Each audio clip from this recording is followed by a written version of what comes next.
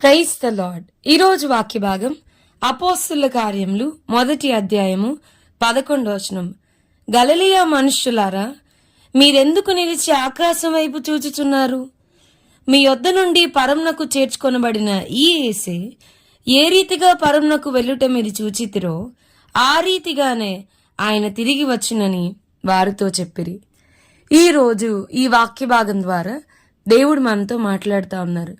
ఈ అపోస్తుల కార్యములు 1వ అధ్యాయం 11వ వచనం మనం చూస్తే గనక, యేసయ్య ఆరోహణమవుతున్నప్పుడు ఆయన 40 దినాలు మరి శిష్యులకి ఇంకా అనేక మందికి ఆయన కనబడి తనను తాను వారికి కనపరుచుకున్న తర్వాత నేను సజీవుడిగా ఉన్నాను అని వాళ్ళకి కనపరుచుకున్న తర్వాత ఆయన తిరిగి ఆరోహణమై వెళ్ళిపోతా ఉన్నప్పుడు ప్రజలందరూ ఆకాశం వైపు చూస్తా ఉన్నప్పుడు మరి ఇదిగో తెల్లని వస్త్రములు ధరించుకున్న 2 మనుషులు అనగా మనకి అర్థమవుతుంది, ఈ దేవదూతలు వారి దగ్గర నిలిచి అంటా ఉన్నారు, మీరెందుకు ఆకాశం వైపు చూస్తా ఉన్నారు?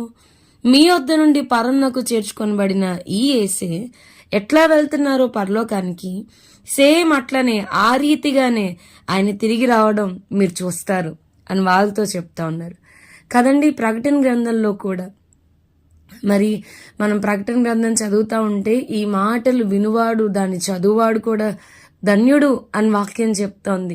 ఎన్నో మర్మాలతో కూడిన మరి పుస్తకంగా మనం ప్రకటన గ్రంథాన్ని, దర్శన గ్రంథాన్ని మనం చూస్తూ ఉంటాం. ప్రకటన గ్రంథం ఎన్నోసార్లు ఘోషిస్తూ ఉంది, ఇదిగో నేను త్వరగా వచ్చుచున్నాను అని చెప్పని కదండి. ఆత్మయు పెండ్లి కుమార్తె రమ్ము అని చెప్పని చాలా విషయాలు మరి ప్రకటన గ్రంథంలో రాస్తూ వచ్చారు. మరి మనం చూస్తే గనక ఆయన రాకడ కోసం ఇదిగో నేను దొంగవలే వస్తాను కదండి. చాలా విషయాలు బైబిల్ మరి రాస్తూ వస్తుంది.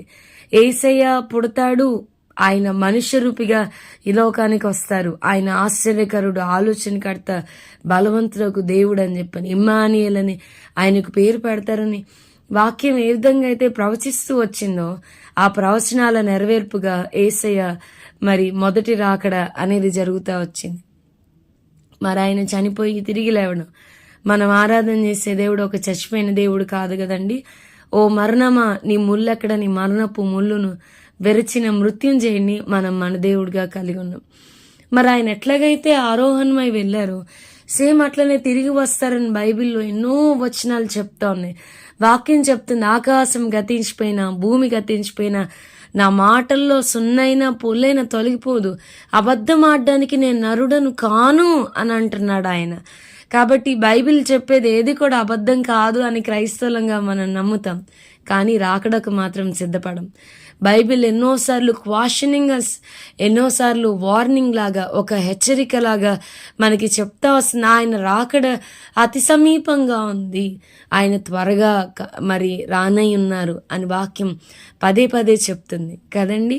సో మనం చాలాసార్లు రేపు ఏం వండుకోవాలి, రేపు ఏ డ్రెస్ వేసుకోవాలి, రేపు ఎట్లాగా, రేపు ప్రోగ్రామ్ షెడ్యూల్ ఎలాగాని చాలాసార్లు నైట్ పడుకునేటప్పుడే ఆలోచించుకుంటాం రేపటి కోసం కదండి.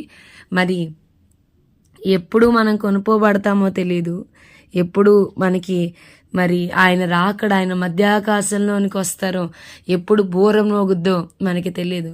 మరి ఆ రాకడికి మనం ఎంతవరకు సిద్ధపడుతున్నాం? మన కుటుంబాల్ని, మన చుట్టూ ఉన్న వారిని ఎంతవరకు సిద్ధపరుస్తున్నాం?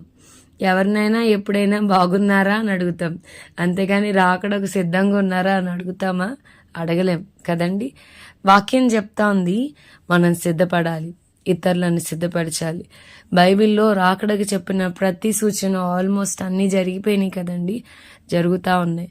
సో ఆయన ఎప్పుడు వస్తారో తెలియదు.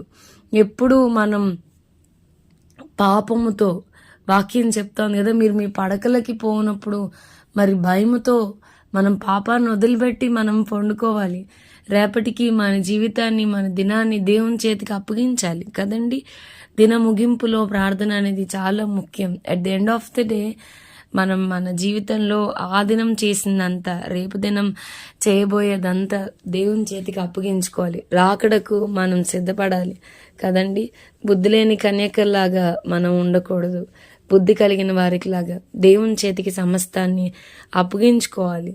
మన ప్రార్థన తగ్గిపోయిందా, భక్తి తగ్గిందా, వాక్య ధ్యానం తగ్గిందా, మాటల్లో చేతల్లో ఎక్కడన్నా తప్పిపోయామా, చెడు నడత ఎక్కడన్నా ఉందా, కపటంగా మన హృదయం దేవుని ఎదుటుందా, డాంబికంగా ఎక్కడన్నా ఉన్నామా, మన నోటి మాటల విషయంలో కానీ, మన చేతల విషయంలో కానీ మన మనసాక్షి నిర్దోషమైనదిగా, నిర్మలమైన మనసాక్షి కలిగి దేవుని ఎదుట ఉంటున్నామా లేదా మనం సరి చేసుకోవాలి. అందరికీ చెప్తాం ఆయన రాకడ సమీపంగా ఉందని. పాట ఉంది కదండి, క్రైస్తవుడ మరవవద్దు ఆయన రాకడ అని చెప్పని. సో మర్చిపోవద్దు, మన రాకడికి ప్రతి దినము సిద్ధపాటు కలిగి ప్రభువా రండి నేను మీకోసం ఎదురు చూస్తున్నానని పిలిచే వారంగా మనం ఉండాలి. దేవుడు ఈ వాక్య భాగాల్ని మన జీవితంలో నెరవేర్చి ఆయన రాకడకు మనందరికీ సిద్ధపాటు కలుగు చేయనుగాక. ప్రార్థన చేసుకుందాం. ప్రభా, ఈరోజు వాక్య భాగం ద్వారా మీరు మాతో మాట్లాడినందుకు వందనాలు. మా కుటుంబాల్లో ఇంకా అనేక మంది రక్షించబడలేదు, మా చుట్టుపక్కల అనేక మంది ఇంకా రక్షణ పడలేదు, మా రక్త సంబంధులు అనేక మంది రక్షింపబడలేదు. మాకున్న సమయం చాలా తక్కువగా ఉంది ప్రభా. వారందరి రక్షణ కొరకు ఎక్కువగా వేల చెల్లించడానికి మేము కూడా మేము రాకడికి సిద్ధపరచుకోవడానికి కృపను అనుగ్రహించమని యేసు నామమున అడిగి వేడుకొంచున్నాం తండ్రి. Amen. God bless you and have a blessed day.